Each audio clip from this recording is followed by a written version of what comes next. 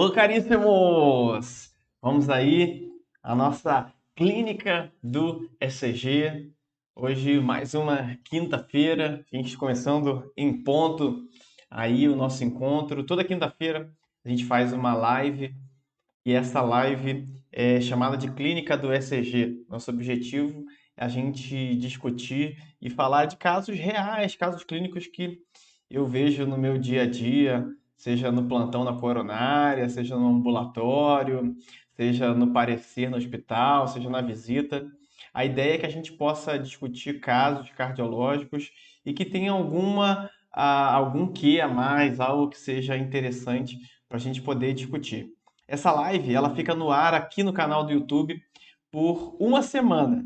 E aí, depois de uma semana, a gente coloca lá no ECG Academy. ECG Academy é um Netflix da cardiologia. Ali é onde a gente coloca todas as lives que a gente tem feito, materiais, simpósios, maratonas, e-books, todos os materiais estão lá. E é bem baratinho. O objetivo é que você esteja lá. Custa R$ 1 por dia e o link está aqui embaixo na descrição. Você pode fazer parte. Caso você queira ter mais informações, acessa aí pulsoforte.com, pulsoforte.com, e lá tem todas as informações, além no meu Instagram, @drthiagobarros. Lá na bio tem um link e lá tem todas as instruções de todos os treinamentos e todos os materiais que eu tenho disponíveis para você também, tá? Então eu fico muito feliz que a gente possa estar junto. A galera tá entrando aí, recebendo os links no WhatsApp. Eu fico feliz que a gente está junto. Vai me falando aí se vocês estão me vendo bem, me ouvindo bem. Aparentemente está tudo certinho aqui. Então, vamos dar continuidade aí à nossa clínica do ECG. E sem mais delongas, vamos ao nosso caso clínico, que é um caso bem interessante. Na verdade, é um caso até pediátrico. Habitualmente a gente não vê casos pediátricos, né? Então vamos lá. Todo mundo vendo aí? Tudo certinho? Beleza. Então, ver se está tudo certinho aqui. Beleza. Vamos colocar aqui. Então vamos ao nosso caso clínico. Paciente masculino de 12 anos. Eu vou lendo junto com vocês e a gente vai discutindo, escrevendo. Depois eu vou dar um resuminho para vocês. Você pode até tirar um print da tela do resuminho da conclusão que a gente vai chegar quanto a esse caso, beleza? Então vamos lá, ó. Paciente masculino, 12 anos, encaminhado ao ambulatório de cardiologia para avaliação em virtude de irregularidade no eletro. Isso é muito comum você receber encaminhamento, porque às vezes o colega não faz a menor ideia do que ele está diante dele, aí encaminha para o especialista. E na cardiologia isso não é diferente, principalmente na pediatria, que a cardiopediatria é uma situação que é assim, bem recente, né? Comparada à medicina interna e comparada às demais especialidades, a cardiopediatria é algo bem recente e dificilmente se encontra locais aonde de fato atendem criança, né? Então, criança, adolescente, então o pessoal fica até com medo quando vê, né? Mas o fato é que viram que tinha uma irregularidade no eletro e aí, olha que loucura, foi aventada a possibilidade de fibrilação atrial. Então vamos por partes. Qual que é a questão? Olha para mim. Essa frase que eu vou falar, presta atenção. Criança é completamente diferente de adulto, tá? A epidemiologia de criança não é igual à epidemiologia de criança. Criança é uma coisa, adulto é outra. São bichos diferentes. Outro bicho. Criança é diferente. Então, algumas coisas você consegue até fazer relação do adulto para a criança, quanto a tratamento, às vezes até tratamento infeccioso e tal, mas habitualmente é completamente diferente quando você trata uma criança e um adulto. Por que eu estou falando isso? Porque irregularidade do ritmo em adulto, ritmo irregular em adultos, qual é o ritmo irregular mais comum que existe em adultos. Você chega numa enfermaria normal, você palpa o pulso do paciente e o pulso está irregular, até se prova o contrário, o paciente tem o quê? É uma FA. E ponto final. O ritmo irregular sustentado, mais comum que existe na medicina é a fibrilação atrial. Porém, em crianças, isso não é a realidade. Por quê? Porque a fisiopatologia é diferente. A FA é uma doença muito prevalente, 3 a 5% da população mundial tem FA. Ela vai aumentando com a idade, mas nota, aqui a gente está diante de uma criança, tem 12 anos de idade, tá? Então, só que como o pessoal conhece adulto, aí vai encaminhar o paciente, aí viu lá que o paciente tinha um ritmo irregular, aí, será que é uma FA? Aí vai pensar, pô, FA em criança, como é que eu trato? Anticoagula, não anticoagula? Na beta-bloqueadora ou não? Pô, isso tem a ver com crescimento, atrapalha ou não atrapalha o crescimento e tal? Então, vamos ler. Então, foi encaminhado para um ambulatório de cardiologia para avaliação em virtude de irregularidade no eletro. E aí foi aventada a hipótese de fibrilação atrial, porém, em virtude de olha aí, ó, em virtude de se tratar de um caso cardiológico pediátrico, optou-se por encaminhamento ao ambulatório. Então, a justificativa é: por que foi para o ambulatório? Ah, porque é criança e tem negócio no coração. Aí encaminhou para o ambulatório. Beleza. A mãe, aqui tá da paciente, mas é do paciente. A mãe do paciente encontra-se aparentemente nervosa ao referir a possibilidade de o filho ter arritmia. Isso daqui não é algo incomum. Chega no ambulatório, você vê que a mãe está desesperada. Por quê? Por que está desesperada? Porque alguém fala assim, ó, vou encaminhar o seu filho, porque o seu filho tem um negócio no coração. E a mãe pensa, pronto, vai precisar fazer cirurgia no coração, cirurgia cardíaca, ou então, tem arritmia. Ah, minha avó tinha arritmia e ela morreu malzão, internado na UTI e tal. E aquela história, pô, criança, aí tu já fica aquele desespero. Então a mãe já fica muito nervosa. Então, isso aqui a gente já até discutiu um pouco sobre isso. Tem que ter cuidado quando você vai passar informações, inclusive quando você não sabe o que está diante de você, quando você vai conversar com os familiares. Ter muito cuidado. Por quê? Porque às vezes você faz um desespero desnecessário e aí, com o intuito de querer ajudar, acaba que os pais atrapalham em algumas situações, entende?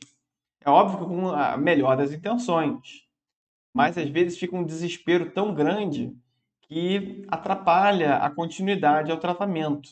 Isso não é incomum, mas a mãe está lá aparentemente nervosa ao referir a possibilidade de o filho ter arritmia. Enfim. Aí no exame físico, o que o menino tinha? Nada. Paciente sem alterações, aqui, ó, sem alterações no exame físico. Porém, olha só, com irregularidade a palpação do pulso radial. Então palpou o pulso radial do menino, tá lá, tá irregular. E aí, se fosse num adulto, essa irregularidade, cara, seria FA, tu já ia começar a calcular o Chades-Vasque do paciente, pra você ver se você vai ou não anticoagular. Lembra Chades-Vasque?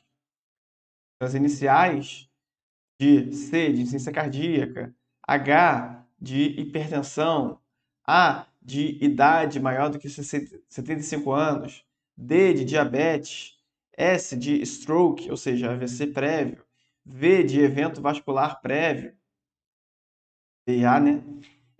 A, de age, que é a idade entre 65 e 74 anos, nota que essa idade aqui é mais de 75. E SC é Sex Category, que é sexo feminino. Quando o Chades-Vasque ele é maior do que 2 em homens ou 3 em mulheres, de acordo com a ESC, Sociedade Europeia de Cardiologia, aí tu tem que anticoagular o paciente. Aí você vai avaliar se vai fazer o NOAC, que é o novo anticoagulante, Eliquis, Xarelto, Pradaxa, Dabigatrana. São as medicações que você vai fazer, ou Marevan, você vai anticoagular o paciente, tendo todos aqueles estudos que você vai avaliar a função renal do paciente, função hepática, e aí você vai escolher qual é o anticoagulante que você vai usar. Mas, e habitualmente, caso você faça isso, você vai fazer também um beta-bloqueador, que é algum LOL. Então, basicamente, esse é o tratamento que você faz no paciente com fibrilação atrial. Só que aqui a gente está diante de um paciente pediátrico, com um ritmo irregular. Então, até agora o que a gente sabe é que ele tem 12 anos, é homem, tem um ritmo irregular. Então, essas informações, resumindo a história toda em uma frase, é isso. Menino de 12 anos com ritmo irregular. O que é isso? Pode ser várias coisas. Pode ser várias coisas. O paciente pode sim ter uma fibrilação atrial? Pode, mas é muito raro fibrilação atrial em crianças. O paciente pode ter algum bloqueio atrioventricular e ser algo congênito ou ser algo que está se manifestando agora. O paciente pode ter algum distúrbio de ritmo, faz com que o ritmo fique irregular. O paciente pode ter extrassistolia, que também é incomum nessa idade, começa a ter mais prevalência um pouquinho mais para frente, lá para os 17, 16, 17 anos, aí em diante, já começa a ter uma prevalência um pouco maior de extrassistolia, principalmente extrassistolia supraventricular, né? E isso pode gerar essa dúvida se de fato existe ou não fibrilação atrial, e extrassistolia ventricular também. É aquela história, né? Véspera do Enem, o menino começa a sentir palpitação, é o quê? Ele está com tônus adrenérgico aumentado, está começando a disparar a extrasístole. É o mais comum disso acontecer. Só que aqui é uma idade um pouquinho mais jovem, 12 anos. A probabilidade de ser isso é menor. Então, a gente já falou de alguns diagnósticos aí, né? Doutor, esse paciente pode estar infartando, pô, 12 anos infartando, é raríssimo. Então, tem a chance muito pequena de você ter, de fato, um infarto. Então, mesmo sem olhar o eletro, a gente já pensando em hipóteses diagnósticas também. Então, vamos olhar o eletro do paciente para a gente poder discutir o que esse paciente tem. E você, tem alguma hipótese diagnóstica aí de que esse paciente pode ter? Eu já falei uma vez de um caso de um paciente sobre isso, até nos stories do Instagram. É possível que alguém que está aqui com a gente tenha visto. Mas enfim, vamos lá, vamos analisar esse caso aí. Olha que interessante. Esse aqui é o eletro do nosso pacientinho lá, de 12 anos. Então, nota que se você for olhar o D2 longo, fica mais fácil de você identificar essa alteração que você está vendo no ritmo, na palpação lá do ritmo irregular. Nota, deixa eu apagar aqui, ó. Compara as distâncias dos QRS. Olha como é que está a distância dos QRS. Ó, aí aqui dá uma taquicardiazinha, aqui afasta, aqui ó, fácil de ver, ó. Aqui afasta. Vendo, ó? É como se aqui fosse mais rápido, tá vendo? Tem mais batidas em pouco tempo e aqui tá mais afastada as batidas, tá vendo? Aí, só que claramente a gente consegue identificar a onda P precedendo o QRS em todas as derivações. Aqui, ó. Tem onda P em D1, onda P em D2, aqui, ó. Onda P em AVF, onda P positiva precedendo o QRS, olha lá, ó, no D1, olha lá, onda P precedendo o QRS no D1. Claramente dá para ver, tá vendo, ó? No D2, olha lá, ó, a onda P, ó. Talvez tenha até uma sobrecarga de átrio esquerdo, porque a onda P é um pouquinho mais larga. Você vê? mas tem 2 quadradinhos só. Mas gera uma dúvida se tem ou não. No AVF também, ó, onda P, ó, claramente tem onda P precedendo QRS em D1, D2 e AVF. Nota que em todas as derivações tem onda P. E mesmo nessa situação aqui, onde a gente está vendo que ora bradicardiza, ora taquicardiza, você vê a onda P. Em todas as derivações, você vê onda P. Tá vendo, ó? Todas as derivações, você vê a onda P. Então, de fato, o ritmo é sinusal. Então, o ritmo é sinusal.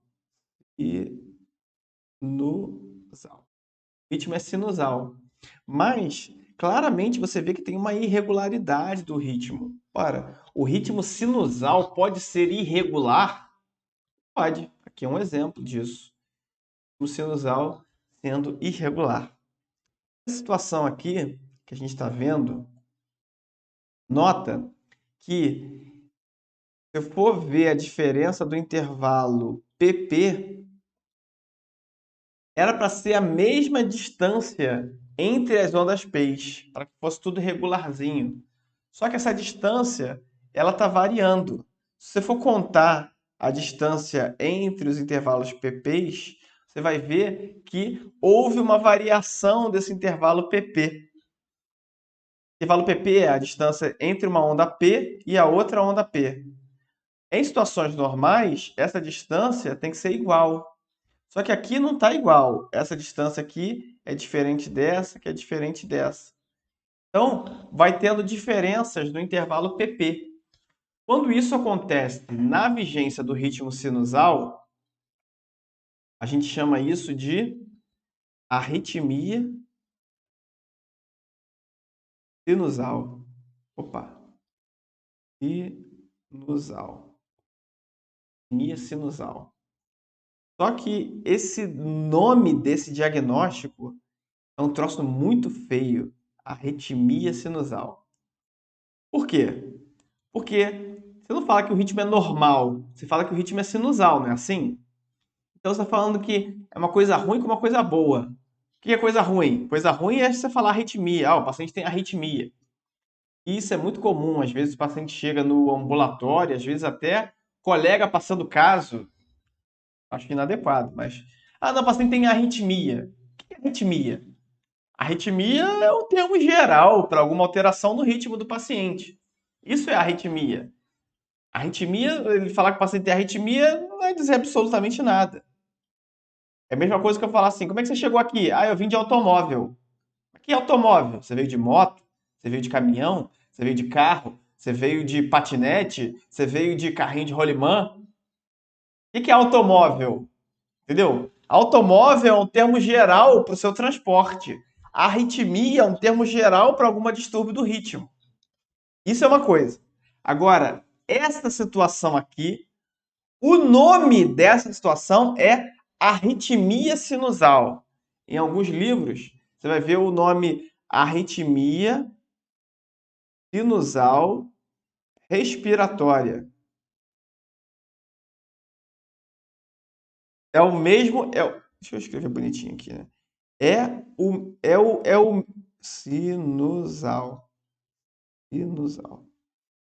Isso daqui é o mesmo, é sinônimo, tá? Chamar de essa arritmia de arritmia sinusal ou arritmia sinusal respiratória é a mesma coisa.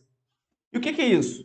Isso é uma situação benigna que vai acontecendo por conta de variação do tônus adrenérgico e do tônus vascular do paciente por conta da respiração.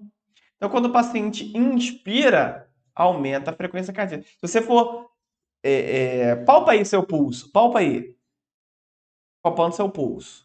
Respira fundo. Quando você respira fundo, claramente você nota que você taquicardiza um pouquinho. E quando você expira, a frequência cardíaca ela volta para o normal. Isso é normal, isso é sinusal. Se você ficar com atenção, um dia que você estiver deitadinho lá, assistindo Netflix, palpa o seu pulso e faz essa experiência. você vai ver que quando você inspira, você faz uma taquicardia. Bem leve, mas taquicardiza um pouquinho. E quando você expira, volta à frequência normal. Quando o paciente ele é jovem, isso é muito intenso, essa variação. Isso pode acontecer. Então, isso é uma variação da frequência cardíaca pela respiração. Só que se você fala para a mãe de uma criança que a criança tem arritmia sinusal respiratória, na cabeça dela, o que a criança tem? Ai, meu filho tem arritmia. Meu filho, ai meu Deus, ele vai morrer. Então, esse nome é um nome ruim, é um nome feio. Quando eu laudo esse eletro, eu não gosto de laudar, apesar do nome ser arritmia sinusal respiratória, o nome que está lá no capítulo do livro, arritmia sinusal respiratória, eu não laudo assim quando o paciente tem isso. Eu laudo assim, ó, presença de variação da frequência cardíaca pela respiração. Presença de variação da frequência cardíaca pela respiração. Quando o cara lê isso, mesmo que seja um leigo, mesmo que seja alguém que não seja especialista em cardiologia ou em arritmia, quando ele lê, mesmo que ele seja um desavisado, nunca tenha ouvido falar de arritmia sinusal respiratória, ele lê lá e, ó, esse paciente tem arritmia. Na cabeça dele, arritmia é coisa ruim, meu Deus. Aí, às vezes, ele vai até assustar pela forma como ele vai falar ou como ele vai mostrar o laudo para a mãe do paciente ou para o pai do paciente. Mas, se eu boto assim, ó, presença de variação da frequência cardíaca pela respiração, eu meio que amenizo o diagnóstico. Por quê? Porque isso é uma situação benigna. O que você tem que fazer para isso? Absolutamente nada. A criança vai crescendo, isso vai sumir. Por quê? Até os baroreceptores vão mudando, a distensibilidade das carótidas vai mudando. Então isso vai sumindo. Tanto é que com a idade você tem uma arritmia sinusal não respiratória. Quando ele é velhinho, isso é raro, mas é raro acontecer, mas tem essa situação possível. Um paciente velhinho fazer uma arritmia sinusal respiratória sem ser com alteração da respiração. A gente fala que é uma arritmia sinusal não respiratória. E por que acontece isso? Porque no velhinho isso pode acontecer também. Só que isso é mais comum em paciente jovem. Então, eu gosto de laudar isso dessa forma aqui, ó. Por quê? Isso é uma questão de cuidado com quem vai receber o diagnóstico. Por quê? Igual teve uma vez que eu estava de plantão numa UTI, aí o cara, não, tô passando o caso, a gente passa, o pessoal da emergência passava o caso para UTI, para internar. Não, é que internou um paciente aqui, aí tá com um eletro aqui, fez um infarto. Aí nesse hospital, o laudo do eletro era por fax, né? Eles mandavam o eletro, um convênio que eles tinham lá no hospital, enfim.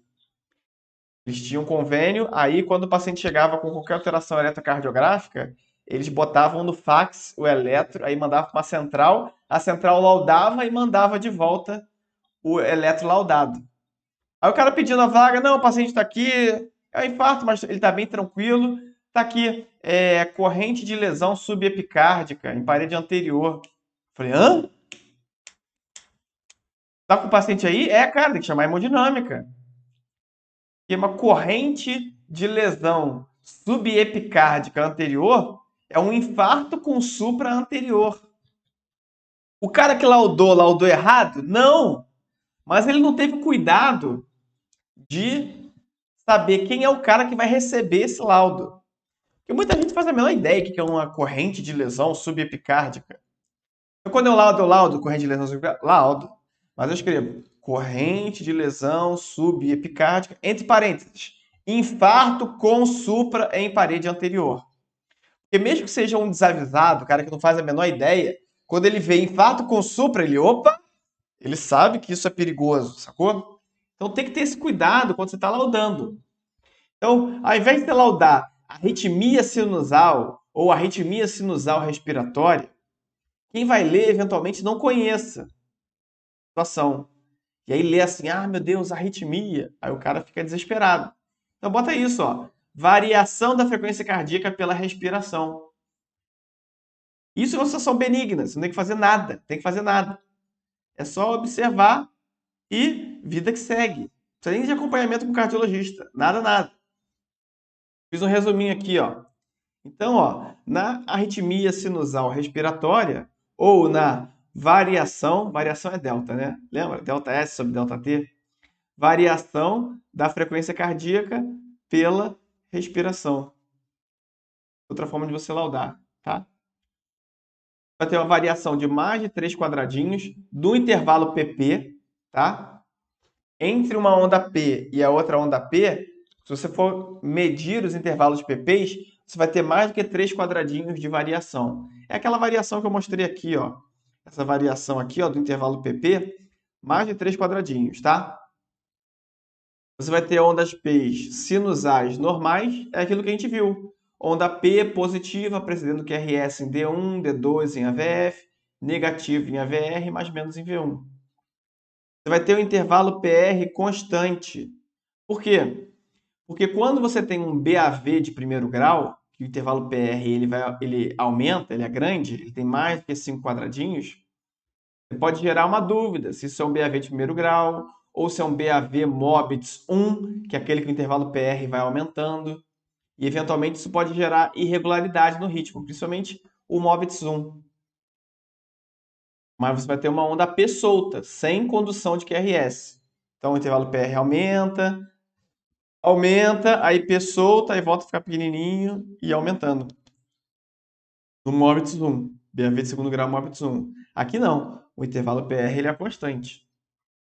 Ele é fisiológico, é uma situação fisiológica, principalmente em jovens e pacientes saudáveis. É uma situação de benignidade, tá? Olha lá, ó. Com a inspiração, aquilo que eu falei, a inspiração, o que ela faz? A inspiração, ela aumenta a frequência cardíaca. Por quê? Porque diminui o tônus vagal. Diminui o tônus vagal, aumenta a frequência cardíaca. Quando o cara expira, o tônus vagal volta à normalidade, reduz a frequência cardíaca. E olha lá, ó, a incidência ela diminui com a idade. Por quê? Porque a distensão da carótida diminui. Quanto mais você distende a carótida, mais você mexe com os baroreceptores. E olha lá, ó, aí você também altera a sensibilidade do reflexo baroreceptor. Então tem pouca essa variação do tônus vagal, quando aqueles receptores de pressão que tem na carótida.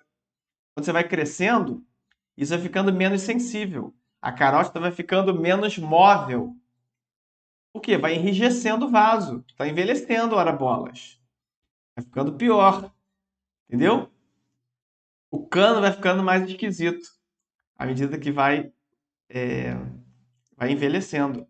E aí a incidência da arritmia sinusal respiratória ou da variação da frequência cardíaca pela respiração vai diminuindo com a idade, justamente por conta dessa diminuição da distensão carotídea e da sensibilidade do reflexo baroreceptor. Ou caríssimos, esse é o nosso caso aí do ambulatório de um paciente pediátrico com uma arritmia sinusal respiratória. Um caso que me chamaram lá para avaliar o paciente e eu fiquei feliz de ser a primeira situação benigna e de ser uma coisa que a gente pôde ajudar com orientação e mostrar lá para os residentes e para os internos também que estavam com a gente. Beleza, caríssimos? Então, se alguém tiver alguma dúvida, coloca aí no chat para poder. Valeu, caríssimo! Grande abraço! Para a gente poder interagir. Lembrando aí que essa live vai para o ECG Academy, então você pode assistir quantas vezes quiser, a hora que você quiser. Vai ficar aqui no ar por uma semana, beleza? As lives anteriores também estão lá no ECG Academy. É só o tempo da gente editar a live, aí ela vai para o ECG Academy. Tá bom, caríssimos? Excelente, que bom que você gostou. Valeu, senhorita. Muito bem, caríssimos. Então, eu vou encerrar por aqui e eu espero vocês no nosso próximo encontro, tá bom? Um grande abraço, até a próxima.